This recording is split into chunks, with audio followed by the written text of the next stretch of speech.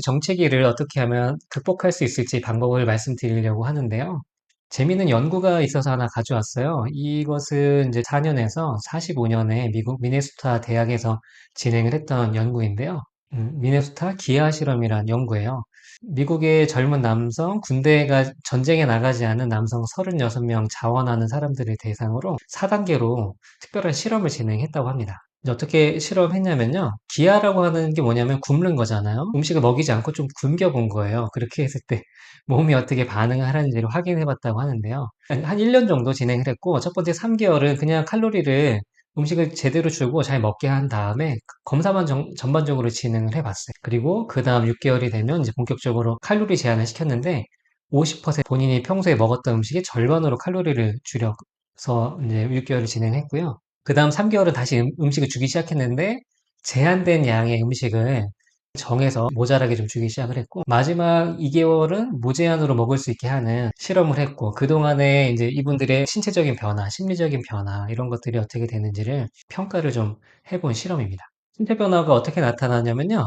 이분들이 6개월 동안 절반으로 음식을 줄였을 때 평균 체중이 25% 감소됐고요. 그리고 또 안타깝게도 그때 이제 먹은 음식들이 저런 거였거든요. 어떤 걸 먹었냐면 고기를 먹지 않았어요. 즉 전쟁 시기라는 것을 이제 감안해서 설계한 실험이라 가지고 고기 먹지 않았고 그냥 빵이나 감자나 파스타 같은 뿌리 채소 같은 탄수화물 종류로 섭취를 하게 됐고 고기나 지방은 잘 먹지를 못했어요. 그래서 평균 체중 25%, 꽤 많이 감소가 됐죠. 그리고 근육량은 40% 정도 감소가 됐고요. 그런데 특별했던 것은 여기서 이제 마지막 줄에 보시면 체중 감소가 계속해서 더 돼서 뭐 20%, 35, 40, 50 이렇게 떨어진 게 아니라 25%까지 감소가 된 상태로 유지가 쭉 되더라는 거예요. 바로 이 부분이 우리가 오늘 주제로 삼고 있는 다이어트 정체기의 어떤 힌트가 될 수 있다는 내용이거든요. 자, 이때 실험 결과를 보면 제 특별한 결과들이 있어요. 정말 왼쪽에 사진 보면 진짜 많이 말랐죠. 6개월 동안 절반으로 식사량을 줄이게 됐을 때 심리적으로 행동으로 변화가 있었습니다. 음식에 이제 집착하기 시작을 했고요. 감정적으로는 우울감을 느끼기 시작을 했고, 갑자기 분노나 화가 폭발을 하는 거야. 이제 뇌가 생존 본능에만 이제 치중하기 시작하는 거죠. 그래서 이제 정상적인 사회생활이나 사고방식, 조절력을 점점 잃어버리기 시작을 하고, 살아남아야 되겠다는 생존 본능이 더 이제 좌우하기 시작을 한 겁니다. 의지력이 떨어지게 되죠.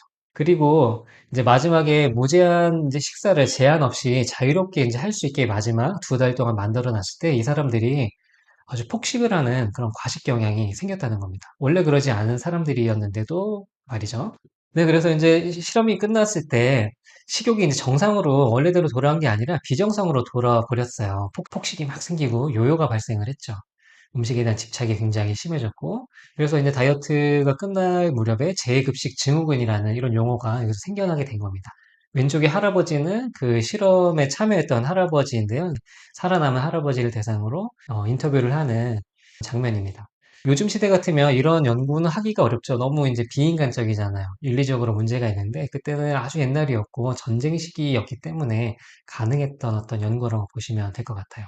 그래서 이 연구 결과를 토대로 1950년도에 아주 중요한 책이 하나 나오는데요. The Cause of Human Starvation이라고 해서 이 책이 각종 다큐멘터리를 이걸 통해 제작이 됐고요. 그다음에 이 실험 자체 또 참가했던 사람들의 인터뷰들을 다룬 리뷰가 굉장히 많이 나타나게 됐어요. 그걸 통해서 특별한 인사이트들을 얻을 수 있는 연구 결과가 아닌가. 그리고 오늘 특별히 우리가 다이어트 정체기를 어떻게 극복할 건지에 대해서 얘기를 나누고 있는데요. 정체기에 대한 이해를 할 수 있는 중요한 자료라고 생각이 돼서 초반에 가져와 봤습니다.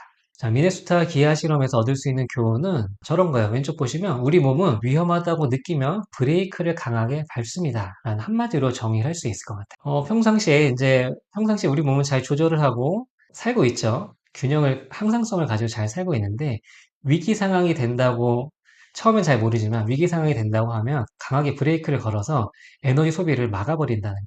그래서 내가 잘 모르고 있다가 이거 뭐야? 내가 굶는 상태네? 이러다가 내 생명에 문제가 생기겠는데? 라는 본능이 딱 나타나게 되면 에너지 소비를 딱 긴축시켜 버리고요. 우리 몸이 이제 놀란 거죠. 정체기를 이제 극복하기 위해서는 강하게 이제 정체기를 뚫기 위해서 강하게 식단이나 운동을 몰아붙여야 된다라고 생각하실 수 있는데 한편으로는 아주 우리 몸이 무서워서 굶어 죽을까 봐 놀래 있는 상태인데 약간 좀 안심시켜주고 달래주는 그런 액션이 필요하다라는 부분을 말씀드리고 싶어요. 물론 정체기를 뚫어내기 위해서는 강한 어떤 노력이 필요하지만 먼저 우리 몸을 좀 안심시키는 것이 현명한 방법이라는 걸 말씀드립니다. 미국 NIDDK 워크숍이라는 데가 있어요. 거기서 보고가 있었는데 대사 적응, 정체기 관련 논문이에요. 그러니까 다이어트 기간에 우리가 다이어트라고 하면 식사량을 줄이죠. 그 다음에 운동량을 늘려요.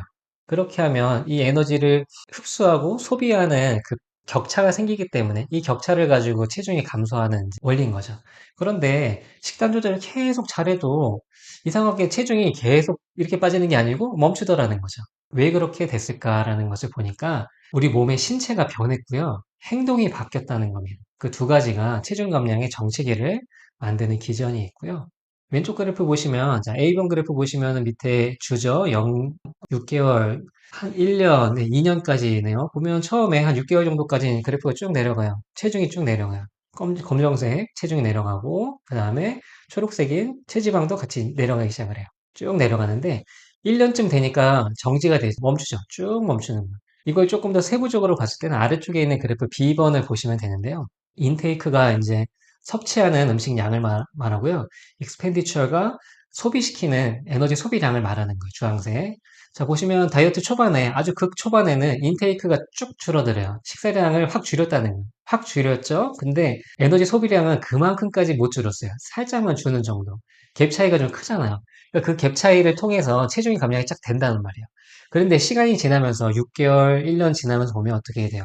그 갭 차이가 점점 줄어들기 시작을 하죠. 식욕이 높아지면서 에너지 섭취량이 늘어나게 되고요.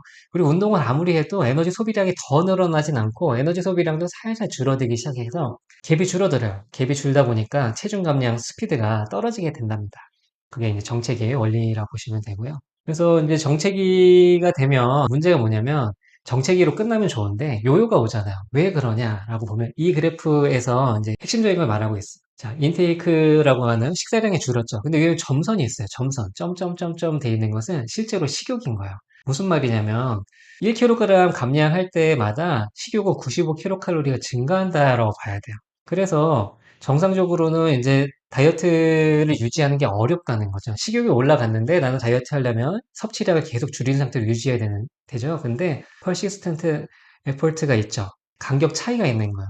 나의 식욕은 이만큼인데 내 식사량을 줄이기 위해서 이만큼의 노력을 계속 평생 해야지만 유지를 할 수 있다는 거예요. 쉽지 않잖아요. 내 식욕이 점점 지기 시작을 해서 섭취량이 조금만 늘어난다고 하면 에너지 소비량은 떨어져 있는 상태고 역전이 되기 시작하면 체중이 늘어나기 시작한다.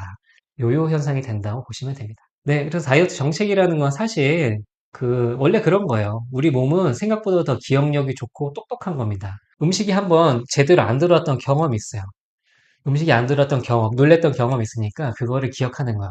또 음식이 안 들어오면 어떡하지? 이 사람이 얘가 음식 재수 안 먹으면 어떡하지? 이런 걱정을 막 하기 시작을 하는 거죠. 그러니까 미리미리 막 대비를 하는 거예요. 네.